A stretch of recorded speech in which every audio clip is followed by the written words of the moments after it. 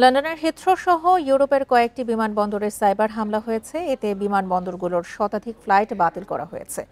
আলাদা বিবৃতিতে Heathrow, Berlin ও ব্রাসেলসের বিমানবন্দরের কর্মকর্তারা জানায়, শুক্রবার রাতে তাদের সফটওয়্যারে কারিগরি সমস্যা দেখা দেয়। বান্ডেল থাকলে প্রতি সেনমানিতে টাকা বাঁচবে।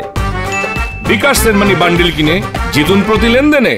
এ সময় বিমানবন্দরের চেক ইন, বোর্ডিং ও লাগেজ সিস্টেমের কার্যক্রম ব্যাহত হয়।